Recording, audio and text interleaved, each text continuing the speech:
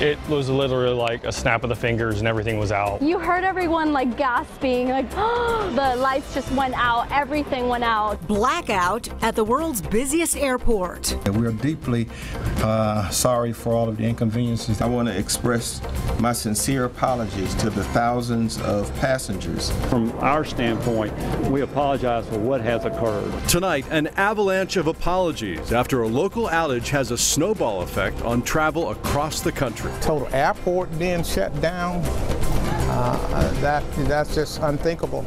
I literally spent a whole 7 hours on an airplane without food or water. The source of the problem revealed.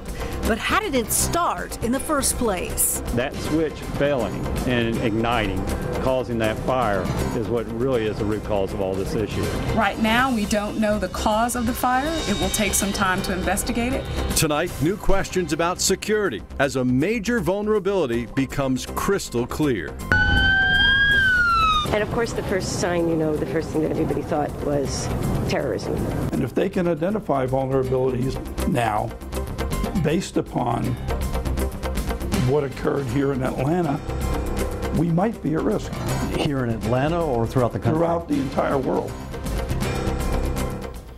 We begin tonight with an update. Right now, operations are back on track and flights appear to be taking off as scheduled after yesterday's massive power outage at Hartsfield-Jackson International. Now, the blackout forced the cancellation of more than 1,500 flights. Fox 5's Claire Sims has been covering this story since it began. She joins us live now at Hartsfield-Jackson. And Claire, things are going smoothly now? Yeah, Sine, things are moving just fine here at the airport. I'm going to move out of the way and show you. You can probably see behind me there's pretty much no line at security. They're saying that wait times to get through security at this hour are only 15 to 30 minutes. Really happy news for anyone who travels through Hartsfield-Jackson Atlanta International. Now, we talked to quite a few people who were here this evening.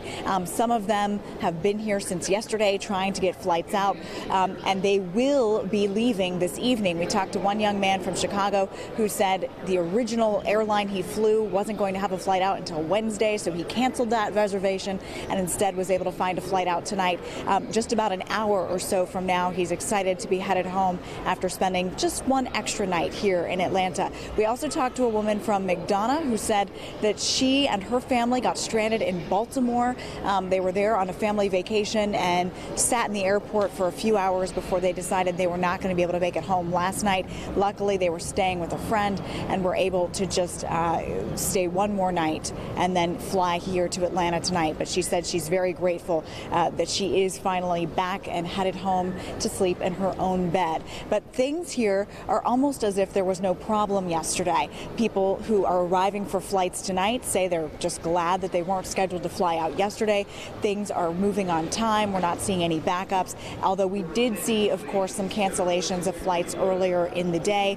Things seem to be back to normal. And again, things at this hour seem to be moving smoothly. But Georgia Power still investigating the exact cause of that fire. They again apologized to people late today. They said they know that this impacted thousands of travelers really all over the globe, and they are still working to identify exactly what went wrong so they can fix that for the future. We are live at Hartsfield-Jackson Atlanta International. Claire Sims, Fox 5 News. Claire, thanks very much. Now, the outage itself caused a lot of confusion, of course, but many of the people we spoke to seem to be even more frustrated by the lack of information. Now, one couple told us hours went by without any real explanation of what went wrong. They didn't tell us anything, which was the disturbing part, because we thought the worst. Now, of course, there was widespread relief after officials determined the problem was just with the power and not something more sinister. But tonight, there are a lot of new questions about what some are calling a security fail. Now, we know the power was out, but could things have been more safe and organized for people inside? Well, Fox 5's Laura Neal spoke to one passenger who says yes, absolutely. And Laura, that passenger also happens to know a thing or two about national security. Yes, he has some serious credentials. He's a retired FBI agent, and he just happened to be on one of the last flights to land before the power went out. Now, when they eventually got off of that plane, they enter what he describes as dark disorganization. As soon as I stepped off into the jetway, I was like, whoa. I mean, it was pitch black. pitch black. Retired FBI agent Oliver Halley says the flight was about 2 hours. Then they sat on the tarmac for another 2 hours and 15 minutes before carefully exiting the plane.